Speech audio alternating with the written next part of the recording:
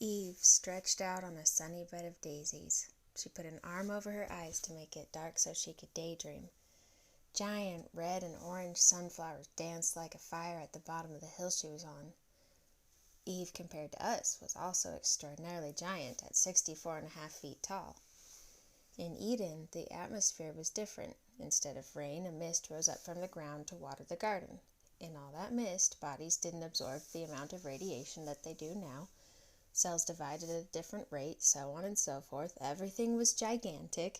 The geese and goats and rabbits that were her best friends would have been as big as dinosaurs. Lately, she couldn't stop herself from daydreaming about the tree of knowledge of good and evil. She had only been there once to see it, but the sight and feeling of being near it was unforgettable. In her mind, it was calling to her, almost always. Eve at first thought it was her own fantasy, but the tree would give her seemingly good advice on various topics, and she thought it must really be coming from the tree of knowledge. Her mental connection with the tree began to be very close for this reason. She always felt she could turn to him. I say him because the voice that she spoke to was a handsome, strong, magnetic voice that was charisma in a male voice. She didn't know it, but she was obsessed and even in love with the tree whose voice she thought she heard.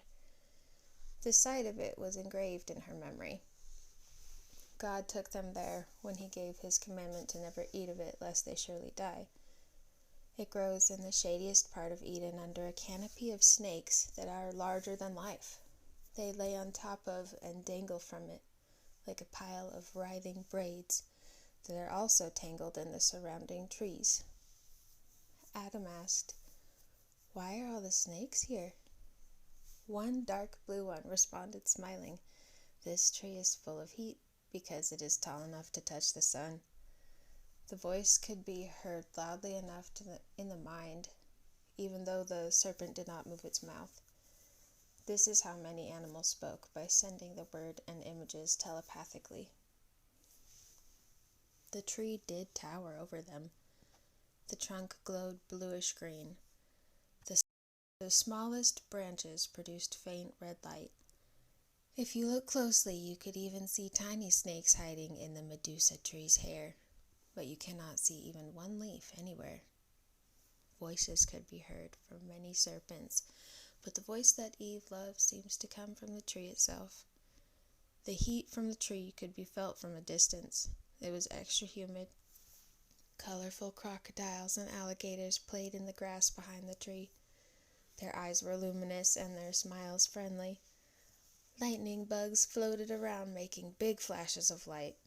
Everywhere that God goes, the birds sing the most beautiful songs. They erupt in thankful, joyful, adoring music. That wonderful music, with the light show and the imposing presence of the forbidden tree, made Eve want to go back. At first she resisted even thinking about the tree. After time she had mentioned the thought of it to Adam, and he became so angry. He grabbed her head and threw her to the ground. He was afraid of betraying God, and thought avoiding discussing or thinking of the tree was their best chance at keeping the commandment. Now she dared not tell Adam, but she could not stop thinking of it. The way he spoke to her made her feel wanted, like he was always thinking of her too. He said that the fruit he was making was specifically for her, and that he wanted her to taste it so that her eyes could be opened. Being submitted that way by Adam had caused tension between them. Eve didn't know how to fix it, and she was afraid of making it worse. She didn't want to betray God either. Adam's reaction awakened her to how compromised she had allowed herself to become, and she vowed to try and keep him out of her mind. Then he offered wonderful advice. He said that there was a flower in the garden that would comfort Adam. He showed her in her mind where to find it growing. It looked like a passion flower with many lovely reaching tendrils, except it was all white. In her mind she could even smell the flower, and she found that it was irresistible. She went to the place she had seen in the vision and found the flowers with their amazing smell. Big bees were humming loudly and happily nearby. She ate a piece of one and instantly felt incredible relief. She felt every part of herself relaxing more and more as every second went by. Her breathing became easy and relaxed and slow. She was still, but felt full of motion inside and outside herself. She spent a few moments enjoying the feeling, and then gathered some flowers to share with Adam. Eve goes and gives some of the flowers to Adam, who is excited to try them. And when Eve shows them to him, the smell is strong and sweet and tangy, like peaches and lemons and strawberries and raspberries. Adam's blue eyes turned green, and he smiled right away.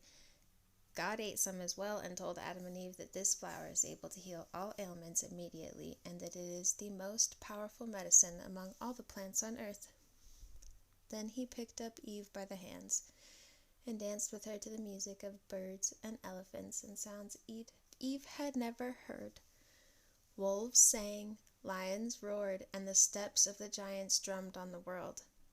Eve had never danced before. She took Adam by the hands, and they all danced to God's music. God asked Adam what he would call this flower.